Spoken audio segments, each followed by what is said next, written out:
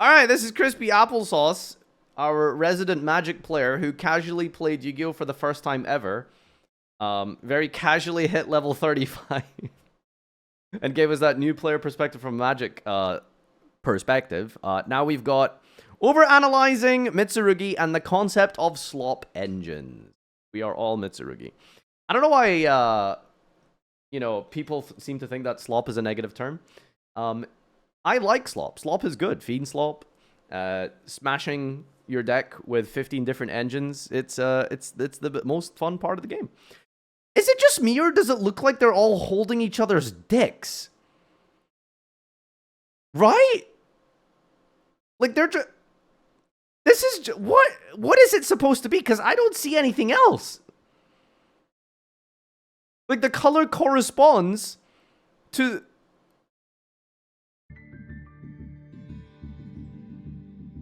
I think when a lot of old fans think of ritual monsters, they think of cards like Relinquished and Magician of Black Chaos. And the show always portrayed them as these game-warping cards. But in reality, they were kind of bad. Even by old Yu-Gi-Oh! Standards, the investment and setup needed to ritual summon a monster was not worth the payoff. And there was a while at the beginning of the game where Konami just Relinquish wasn't unplayable about the mechanic and pushed it under the... Wait, hold on. I gotta read the name here. Konami, I think I forgot something. 5D's writers, if you forgot, then it wasn't important. Konami, yeah, you're right. Fusions and rituals.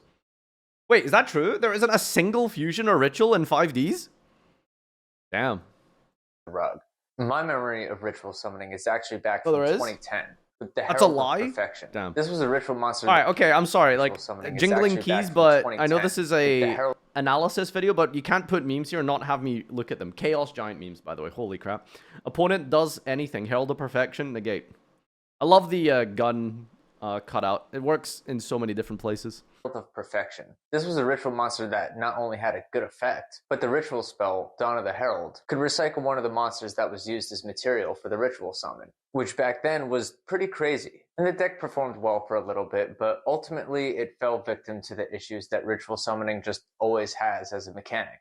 And I don't think it did do well, by the way, because hilariously enough, we specifically did a historical format, and I got assigned Herald, and I remember looking into like the Herald deck back in, like, whenever it had a top from, weirdly enough, Jeff Jones. That deck was unplayable. He's, like, the only person who had any credentials with Herald, and it was unplayable. Like, unplayable. It needed to play, like, I think it was genuinely, like, 5 or 6, like, vanilla monsters. Because you could advance ritual art, sent from deck, and it was an unbelievably terrible deck. You mean Herald Drytron? Drytron? Yep, dude. Drytron's my favorite 2007 deck. There's been other ritual-dominant formats, like Necros. Megami? So you could play the big one, but Jeff played, like, 3 level 2s, so when I got back I in think the it Master was, Duel, for I was some reason. I can't remember why. surprised to play against the ritual deck. Anyway. It was honestly a breath of fresh air to see such an old mechanic was still alive and kicking. And then I played against it again, but this time it had Ryziel in it. And then again, except it had Orcust in it. And this morning, except it had Yummy in it. And again with Centurion. And again with Tearless. And again with Snake Eyes. And again with Plants. You get the point. And while doom scrolling the bowels of r/Master Duel at 2 a.m., as one does, I noticed a singular term being echoed that was being used to describe Mitsurugi. And that's called a slop engine. Okay, but to be fair, looking at our Master Duel, you're going to think every single deck in the entire game of Yu-Gi-Oh! Is bad, every mechanic is bad, every summoning condition is bad, every extra deck card is bad, every hand trap is bad, everything is bad. Slot piles are fun in both in building and playing. If those kids could read, they'd be very upset. Which got me thinking, what is the role that these slop engines actually fill in the game of Yu-Gi-Oh? Are they as unhealthy as everyone makes it sound? And how did Mitsurugi turn what used to be the worst mechanic in the game to the most ubiquitous? So let's explore this together. So I'd actually like to start by looking at Mitsurugi in a vacuum. So Mitsurugi is honestly a really cool deck, themed around 3 legendary Japanese swords. And to the 0.2% Japanese viewers in my analytics, I'm really sorry. Wait. I know a legendary Japanese sword. Muramasa. Is that what Murakumo is, like, sort of named after? I'm about to butcher your language. But thematically, each of the Mitsurugi monsters come in pairs, where the ritual monsters have the respective name of the legendary swords. The level 4 counterparts use an alternate name of the sword. Their names are also appended with the phrase no Mikoto, which is an honorific used to refer to the gods. In this case, it's the gods that wielded these 3 legendary swords. And these legendary swords are the Kusanagi no Sugiri, represented by Kusanagi and Murakumo, the Futsu no Mitama no Sugiri, which is represented by Saji and Futsu, and the Ame no Habakiri, which is represented by Aramasa and Habakiri. The reptile theming is in reference to one of the more famous epics of Susanoo, where the god slayed an 8-headed serpent named Yamata no Orochi, and after slaying the beast, finding the Kusanagi no Sugiri inside of the beast's This is all tail, Bujin and then lore as well, claiming by it the for way. himself. You can even see Konami's interpretation of the sword in Murakumo's artwork, which is a pretty neat touch. And the epic gets referenced through gameplay and the mechanic of ritual summoning itself as well. The things like the tributes for the ritual summon, for example, referencing the annual sacrifice of Ashinazushi and Tenazuchi's daughters to the river god, with the tribute effects possibly referencing what they gained in return for their sacrifices. And maybe it's just me, but I always think it's really cool how well thought out these themes are. But this actually, I've given many examples before, but one thing that Yu-Gi-Oh does well, irrespective of the gameplay, is that the actual functioning of your deck is represented in the lore. Like, the way your deck plays, the cards that you activate, they play thematically to that, like, archetype's theme. And I think that's genuinely really, really cool. Brings us to the first issue that ritual summoning has. That's one thing the game does right. Fixed. And that's every single Mitsurugi monster has an effect that triggers when they're tributed, turning probably the biggest downside of ritual summoning into pure upside. But Konami didn't just stop there. Borrowing from how it seems like they modernized fusion summoning, Konami gave the deck to both ritual summoning. I gotta look at the Invincible like modernized. Look at what they need to mimic a fraction of our power. That's good. That's good. Fusion summoning. Konami gave the deck a path to both ritual summon a monster from their deck, or use monsters in their deck as material for the ritual summon. On the same card, by the way. This helps circumvent ritual summoning's second biggest issue, which was the act of needing to gather the ritual monster, the ritual spell, and the tributes, all before you could even attempt to do the ritual summon, turning what was once a resource hog of a mechanic into a card-generating machine. And by itself, it's a pretty strong but well, fair I mean, how strategy. else are you going to make rituals playable? There's one what exactly is really Circular's lore? Circular's lore? Okay, so, Circular, Mathmech Circular, right? He's like a guy, he's got like his, evil sword, right? That he's like wielding, right? And his name is Circular. Why is he angry? Because he got food. So he is Mathmech Circular, which represents the circles of infinity, which is a representation of how many special summons they do. That's lore. Konami missed. And that's a lock on what you can or cannot summon after resolving most Mitsurugi cards. And so because of the deck's high level of flexibility, Mitsurugi found a home in basically any deck that could fit it in. And with a ton of extra deck cards that could act as an intermediary between the two decks, Habakiri was not only... There is a lot of generic extra connecting cards, isn't there? That's kind of disgusting. Every single one of these cards has an argument to be banned. Even Dragluxion. That's wild. Between the two decks, Habakiri was not only a full Mitsurugi combo, but the full combo of whatever deck you jammed in with it as well. And so people gave it the honorary name Slop Engine. But how sloppy is it? Me on my way to call anything I don't like Slop. This part of the discussion off by giving Slop engines a proper definition. To me, these are full or partial decks with minimal summoning locks and flexible enough to act as a roundabout combo starter for a large number of other decks. And this isn't something that's unique to Mitsurugi. Things like Fiendsmith, Millennium, and Kashtira all also. Sorry, I need to look at another one. To Mitsurugi. Things like Fiendsmith. Look what they need to mimic a fraction of our power. You know, I would argue Mitsu is better than Fiendsmith power-wise. Fiendsmith just doesn't really have any garnets. That's the good thing. So, I don't know. That's just the issue. Like, drawing, like, a lot of the Mitsu cards is horrible. But I think it's a stronger engine. Millennium and Kashtira all also fall into this category Paradise? as well. You don't need to play and Paradise. I would even argue that the core concepts at play here aren't. I mean, it's okay. Well, you wanna go band for band here? Okay, Paradise is Purification. What's the next Garnet? Lurry? Lurry is not that bad. That's a normal summon. Gets you into the whole engine. Lacrima is the same. So, like, what is that? Like, 2? Lurry's a brick. Lurry's not a brick. I don't think you know what the word brick means. And then you want to compare Aramasa, Kusanagi, Prayers is... No, Prayers is not really a brick. Ritual sometimes, if you don't draw any of the... if you don't draw like one of the rituals is a brick. Mirror is a brick. Mirror is a hard garnet.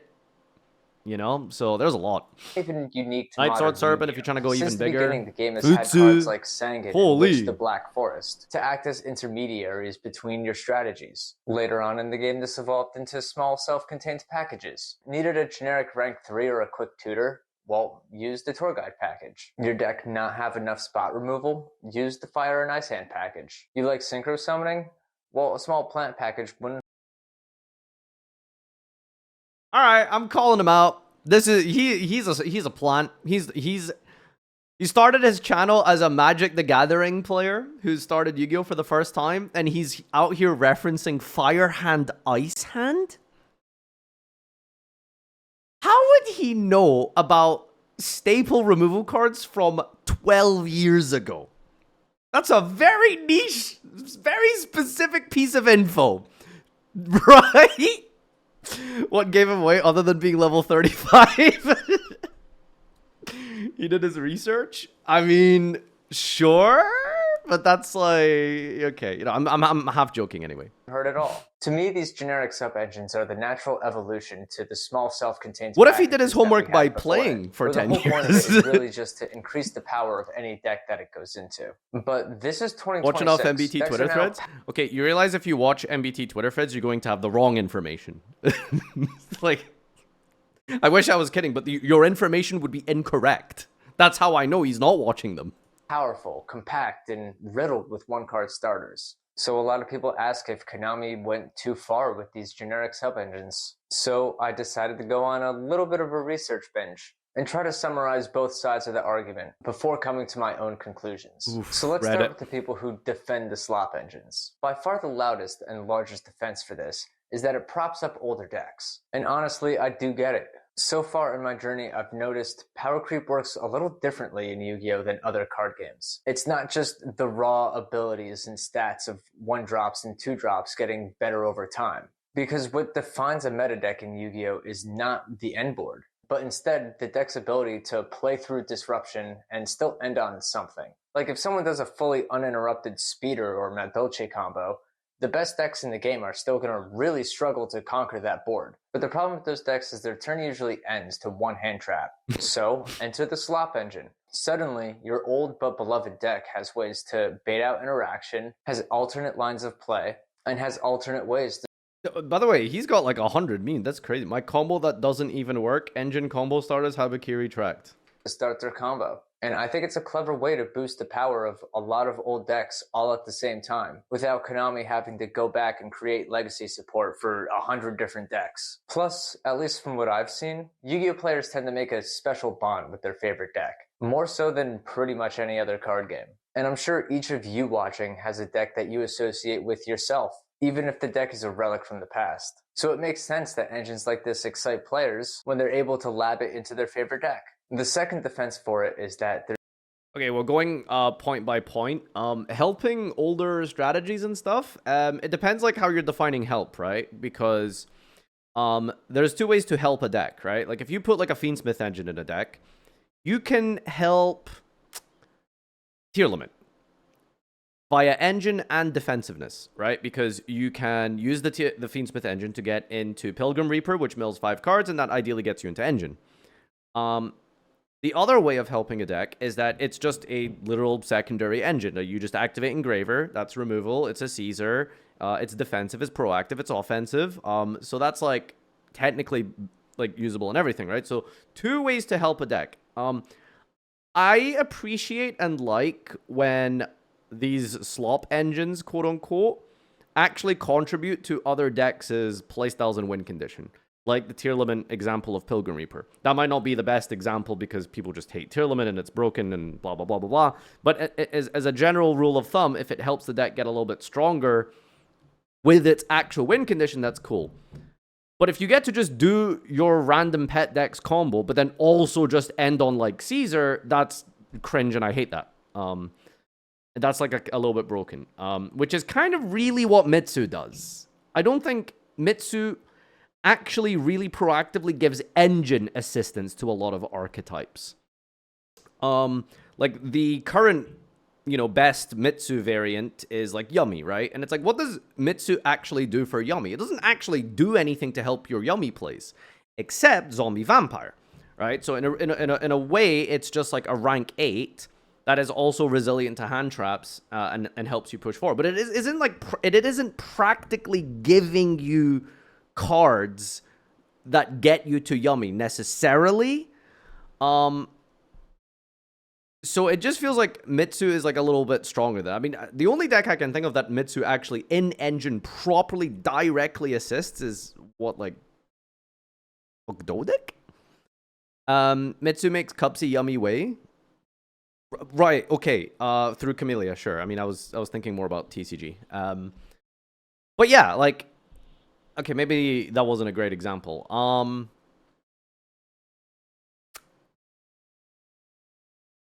I guess that's more of a problem with like Yummy cards just not needing actual Yummy cards to get to the combo set. That's sort of like a different topic, I suppose, that I'm thinking about now, because like the problem there with Yummy is like, well, you don't actually need Yummy cards to get in, right? That's kind of the issue in that regard. But you kind of see what I'm trying to say. There's clear and noticeable trade-offs. Like, it might not be immediately obvious when your opponent is in the middle of comboing you into the sun, but each of these sub-engines come with their own bricks. The more engines you use, the higher likelihood you have of just drawing an unplayable hand. And over the course of 500 or 1,000 games, that consistency drop is noticeable. And the final defense is that using another engine comes at the cost of your non-engine. And I've even seen decks with so many engines that they can only fit Max C as their only hand trap, which creates a very feast or famine kind of playstyle. This is the kind of deck that just prays to go first, or hopes that their engine pile can break through a board that the opponent made basically uninterrupted. It's easy to have those is that break through a board that the opponent... I think that's a Dart World board. Yeah, I know it might not look like it, but isn't that Archives? Dart World board, by the way, quote unquote. Brazil. But that's really funny. Extra link, full link end board that it's just Dart World. Oh yeah, there's Gates right there actually. Yeah. Dart World card gave it away. Well, I wasn't actually sure what this was. Made basically, but the Gates obviously is, we it's know what easy to is. have those moments where your opponent really cycle funny. through 5 different decks seared into your brain. But it's also just as easy to forget the times that they just set a card, passed, and scooped to the first starter you played. But let's jump to the other side of the argument now and give that a fair shake. And to start with the largest and loudest rebuttal I saw, is that slop engines like Mitsurugi are ruining deck identity. They don't see it as Mitsurugi boosting up a bunch of other decks. They see it as Mitsurugi taking over a bunch of other decks.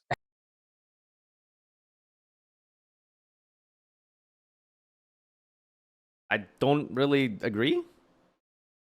Even from a neutral perspective, like, is that even remotely close to being... Can you even interpret it like that? It's ruining the identity? I mean, I don't know. Like, are we talking like lore here or something? Or like theme? Like, because identity is such a weird angle to take, in my opinion. And let's be honest, there's only so many times that you can watch full Mitsurugi combo just to find out what deck your opponent is actually playing before you want to just throw your computer out a window. The second rebuttal is that these engines don't just support old decks, they support the new ones as well. You have decks like Yummy, where every single monster is a 1-card combo, So you have people just throwing Mitsurugi in there because they have the room to. They can. And you might as well, right? It strengthens your end board. It takes two decks that are individually strong but fair, and makes going second against them feel a little bit like playing Go Fish. Like, you can perfectly time all of your interruption on your opponent's initial play, only for them to flash Habakiri at you, and on the same board that they would have had if you never hand trapped them in the first place. And that makes hand traps feel less impactful, and for some people, borderline useless. And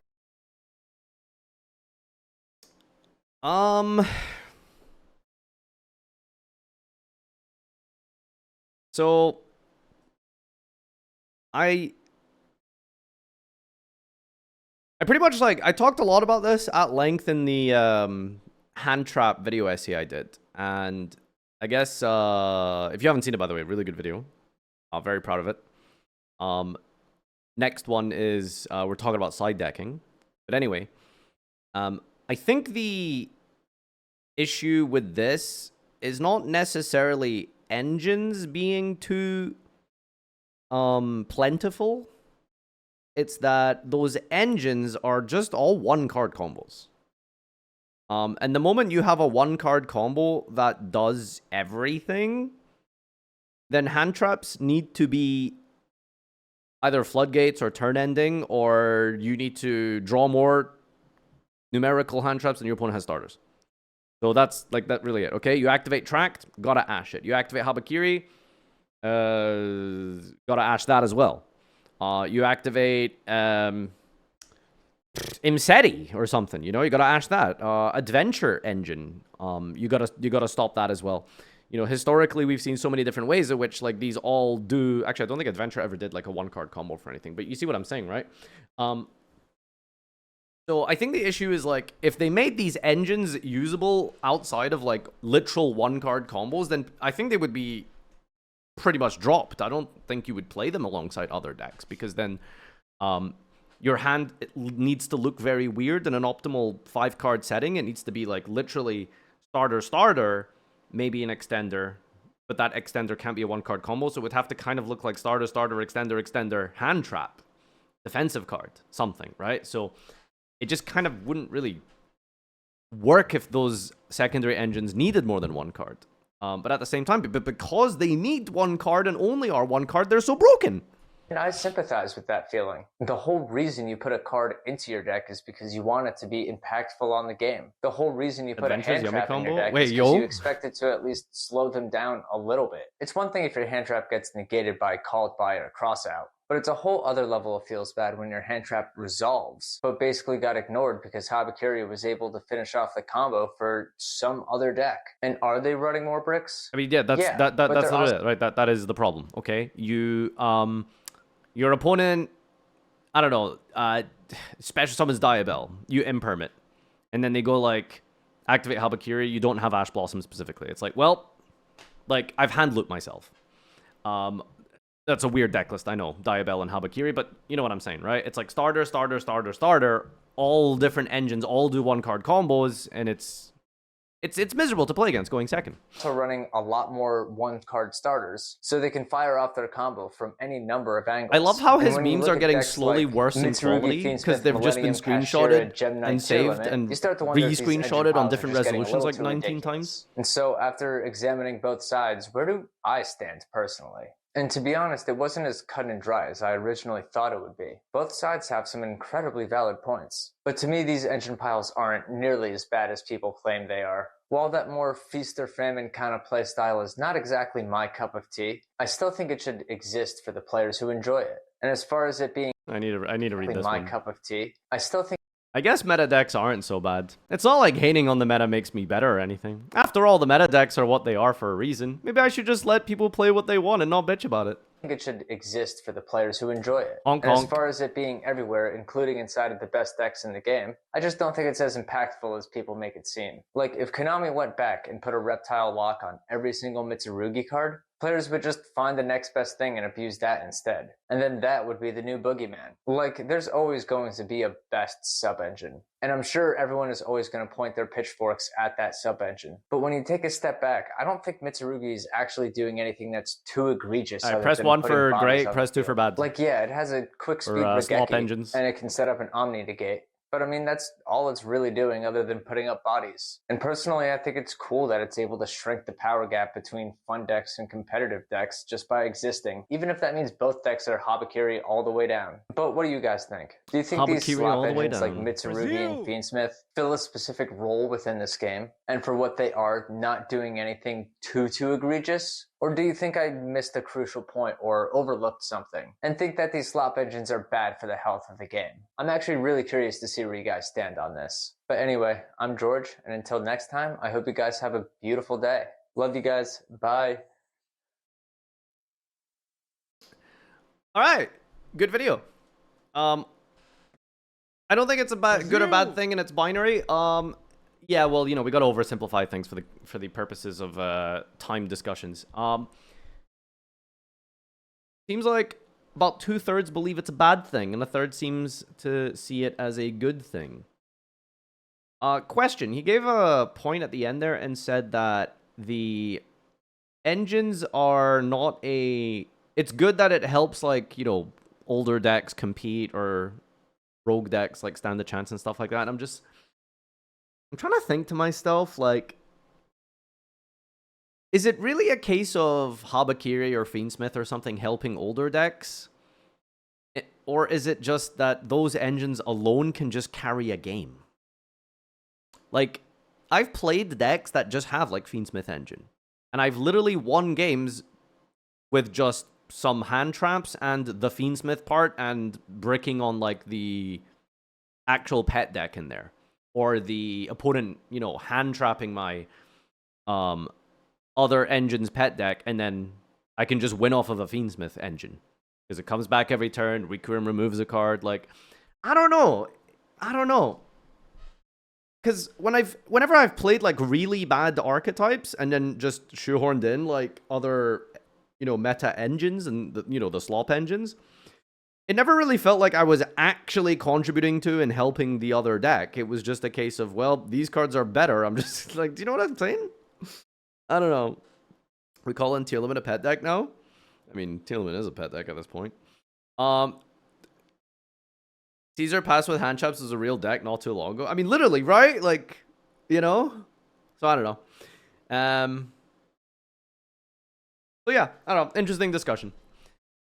I don't have the strongest opinion on it, but yeah. All right. That is that.